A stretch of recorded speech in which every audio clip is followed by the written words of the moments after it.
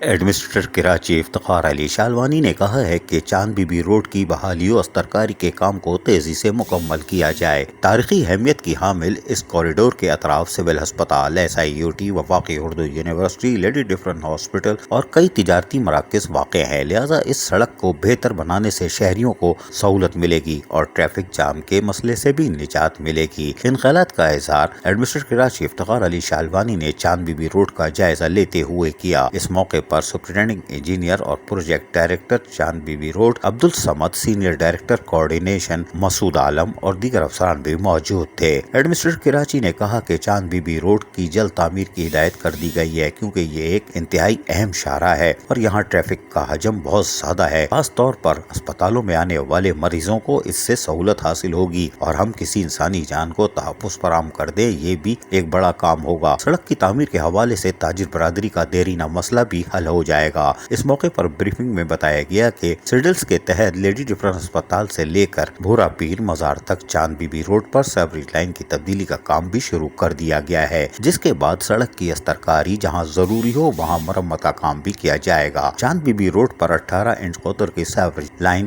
ڈالی جا رہی ہے۔ پرانی لائن بوسیدہ ہو چکی تھی، اس لیے اس کی تبدیلی ضروری ہو گئی تھی۔ سیوریج لائن کی تبدیلی واٹر بورڈ کی ذمہ داری ہے، تاہم اس اہم سڑک کو سیوریج اوور فلو کے باعث خراب ہونے سے بچانے کے لیے KMC سڑک کی تعمیر کے ساتھ ساتھ یہ کام بھی انجام دے رہی ہے، جسے 1 ماہ میں مکمل کر لیا جائے گا۔ ایڈمنسٹریٹر کراچی افتخار علی شالوانی نے تعمیراتی کاموں کو اعلیٰ معیار کے مطابق انجام دینے کی بھی موقع پر ہدایتیں جاری کر دی ہیں، جبکہ ایڈمنسٹریٹر کراچی افتخار علی شالوانی نے مختلف شاہراہوں کے دورے کے ساتھ ساتھ افسران کے ہمراہ پاکستان چوک کا بھی دورہ کیا اور ہدایت کی کہ اس تاریخی مقام پر 50 فٹ اونچا قومی پرچم نصب کر کے چوک کے اطراف قائد اعظم علامہ اقبال، لیاقت علی خان، محترمہ فاطمہ جناح سمیت بانیان پاکستان کی تصاویر آویزہ کی جائے تاکہ تحریک پاکستان کے رہنماؤں کو خراج عقیدت پیش کیا جا سکے۔ عزیز عارف، KBS بلدیاتی نیوز کراچی۔